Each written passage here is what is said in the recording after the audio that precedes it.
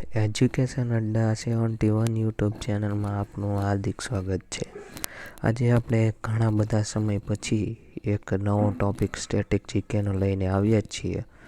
વચ્ચે દિવાળીની રજાઓ હોવાથી વિડીયો અપલોડ કરી શક્યો નથી, પણ આજથી હવે પાછું આપણે આપણું ચાલુ કરી દઈએ રેલવેની તૈયારી. તો આજે આપણે લઈને આવ્યા છીએ ભારતના સાંસ્કૃતિક ધરોહરના સ્થળો, એટલે કે ભારતના જે મહત્ત્વના જે સાંસ્કૃતિક ધરોહર છે આપણી સંસ્કૃતિ, તેના મહત્ત્વના સ્થળોની આજે આપણે ચર્ચા કરશું. તો ચાલુ કરીએ. સૌપ્રથમ વાત કરીએ આગ્રાનો કિલ્લો, તો તે ઉત્તર પ્રદેશના આગ્રા શહેરમાં આવેલો છે, બરાબર. પછી અજંતાની ગુફા, તે મહારાષ્ટ્રમાં આવેલી છે. પછી એલોરાની ગુફા, તે પણ મહારાષ્ટ્રમાં આવેલ છે. પછી વાત કરીએ તાજમહેલ, તો તાજમહેલ યાદ રાખજો મિત્રો, દિલ્હીમાં નથી, ઉત્તર પ્રદેશમાં છે, આગ્રામાં છે, ઉત્તર પ્રદેશના આગ્રામાં. પછી મહાબલીપુરમના સ્મારકના સમૂહ, જે મહાબલીપુરમ છે તેના સ્મારક છે તે ક્યાં આવેલા છે, તો તમિલનાડુમાં. પછી વાત કરીએ તો કોણાર્કનું સૂર્ય મંદિર, તે ક્યાં આવેલું છે, ઓડિશામાં આવેલું છે. નેક્સ્ટ જોઈએ તો ગોવાના ઈસાઈ મઠ, તે ગોવામાં આવેલા છે, નામ પરથી જ ખબર પડી જાય. હવે વાત કરીએ ફતેહપુર સિકરી, તો ઉત્તર પ્રદેશમાં આવેલું છે. ફતેહપુર સિકરી બનાવ્યું હતું અકબરે. પછી વાત કરીએ હમ્પીના સ્મારકના સમૂહ, હમ્પીના સ્મારકો ક્યાં આવેલા છે, તો કર્ણાટકમાં હમ્પીના સ્મારકો મોસ્ટ એમપી. પછી ખજુરાહોના સ્મારક, તો તે ક્યાં આવેલા છે, મધ્યપ્રદેશ. જો આ બંને અલગ છે, હમ્પીના સ્મારક કે તો કર્ણાટક અને ખજુરાહોના સ્મારક કે તો મધ્યપ્રદેશ. પછી એલિફન્ટા ગુફા, તે પણ મહારાષ્ટ્રમાં. એલિફન્ટા, અજંતા અને ઇલોરા, ત્રણ ગુફાઓ મહારાષ્ટ્રમાં આવેલી છે. પછી ગ્રેટ લિવિંગ ચોલ મંદિર, જે 12 મંદિરો છે ચોલ મંદિરો, તે ક્યાં આવેલા છે, તો તમિલનાડુમાં. પછી પતદકલના જે સ્મારકો છે તે ક્યાં આવેલા છે, નામ જ અટપટું છે એટલે કર્ણાટક. પછી વાત કરીએ તો સાંચીના સ્મારકો, સાંચીના જે સ્મારકો છે તે ક્યાં આવેલા છે, સાંચીના સ્તૂપો, તો મધ્યપ્રદેશમાં.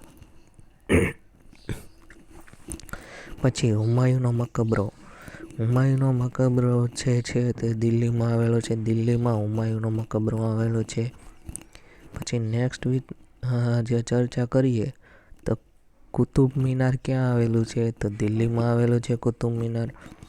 પછી ભારતના પર્વતીય રેલવે, જે દાર્જિલિંગ હિમાલયન રેલવે છે અથવા નીલગિરી એમ શિમલાની જે રેલવે છે દાર્જિલિંગ હિમાલય રેલવે, તે ક્યાં આવેલા છે, તો જે દાર્જિલિંગ હિમાલયન રેલવે છે તે હિમાચલ પ્રદેશમાં છે.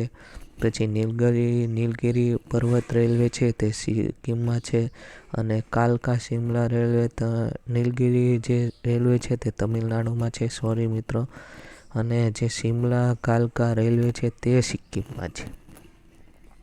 પછી વાત કરીએ બોધ ગયાના જે મંદિર છે તે ક્યાં આવેલા છે, તો બિહારમાં આવેલા છે બોધ ગયા. પછી ભીમબેટકાના જે ચટ્ટાની નિવાસ છે ભીમબેટકા, તે ક્યાં આવેલું છે, મધ્યપ્રદેશમાં. પછી ચાંપાનેર પાવાગઢ પુરાતત્વ પાર્ક છે તે આપણે ગુજરાતમાં છે, પાવાગઢ ઉપરથી તમને યાદ આવી જાય. પછી છત્રપતિ શિવાજી ટર્મિનસ, તે પહેલાં વિક્ટોરિયા ટર્મિનસ કહેવાતું હતું, તે ક્યાં આવેલું છે, મુંબઈમાં આવેલું છે. પછી લાલ કિલ્લો ક્યાં આવેલો છે, તો દિલ્હીમાં આવેલો છે લાલ કિલ્લો. પછી જંતર મંતર, તે ક્યાં આવેલું છે, જંતર મંતર ઓબ્ઝર્વેટરી, તે જયપુરમાં આવેલી છે. પછી વાત કરીએ રાજસ્થાનનો પહાડી કિલ્લા, જે ચિત્તોડગઢ, કુંભગઢ, પછી રણથાંભોર કિલ્લો, ગાગરોન કિલ્લો, આમેર કિલ્લો, જેસલમેર કિલ્લો, આ બધા જ કિલ્લાઓ આવેલા છે રાજસ્થાનમાં. પછી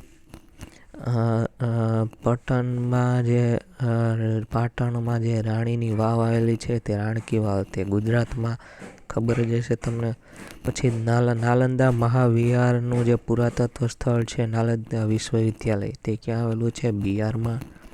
પછી કેપીટી બિલ્ડિંગ કોમ્પ્લેક્સ એ ક્યાં આવેલું છે? ચંડીગઢમાં આવેલું છે. વાસ્તુકલાનું ક્ષેત્રનું મહત્ત્વનું સ્થળ. પછી અમદાવાદ એ ઐતિહાસિક શહેર તરીકે વર્લ્ડ હેરિટેજ સાઇટ છે તે ગુજરાત છે.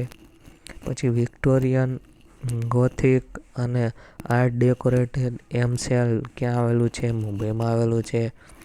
તો મિત્રો આ આપણી હતી જે ભારતની સાંસ્કૃતિક ધરોહરો અથવા તો કહીએ તો વર્લ્ડ જે હેરિટેજ સાઇટો છે બરાબર, તેની આજે આપણે આ ચર્ચા કરી છે. તો આશા રાખું છું કે તમને આ વિડીયો પસંદ આવ્યો હશે. જો ગમ્યો હોય તો વિડીયોને લાઈક કરો, શેર કરો અને સબસ્ક્રાઈબ કરો મારી યુટ્યુબ ચેનલને. તો મળીએ હવે નેક્સ્ટ ટોપિક સાથે નેક્સ્ટ લેક્ચરમાં. ત્યાં સુધી મારા વિડીયો જોતા રહો.